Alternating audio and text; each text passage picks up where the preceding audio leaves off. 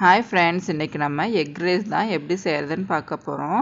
First அதுக்கு ஒரு பாத்திரத்தில் ஒரு 4 டீஸ்பூன் அளவுக்கு கடலெண்ணெய் வந்து ஆட் பண்ணிக்கலாம்.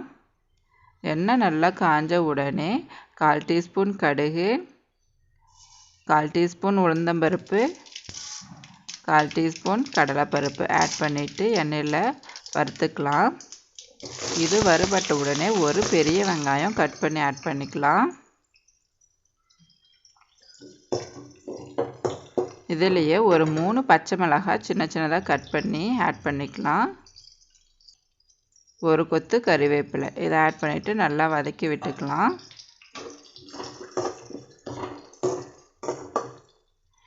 இப்போ 2 சின்ன சைஸ் தக்காளி வந்து பொடி பொடியாக கட் பண்ணி வச்சுக்கிறேன். அதையும் வந்து ஆட் பண்ணிவிட்டு வதக்கி விட்டுக்கலாம்.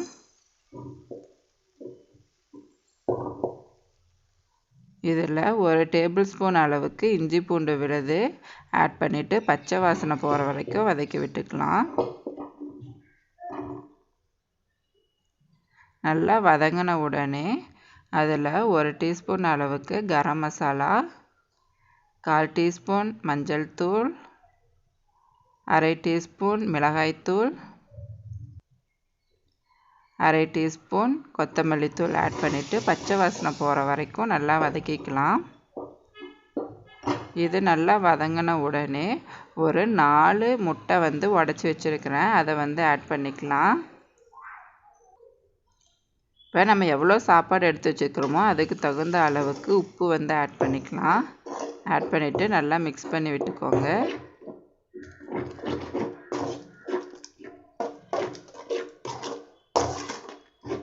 கொஞ்சம் நேரம் வேகட்டும். இப்போ நம்ம ஆல்ரெடி வேக வச்சு எடுத்து வச்சுருக்கக்கூடிய சாதத்தை வந்து இந்த கலவையில் வந்து ஆட் பண்ணிக்கலாம். ஆட் பண்ணிவிட்டு நல்லா மிக்ஸ் பண்ணி விட்டுக்கோங்க.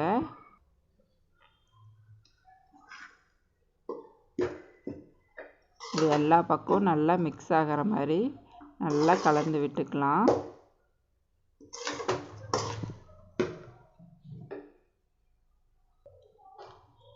இப்போ வந்து நல்லா மிக்ஸ் பண்ணியாச்சு.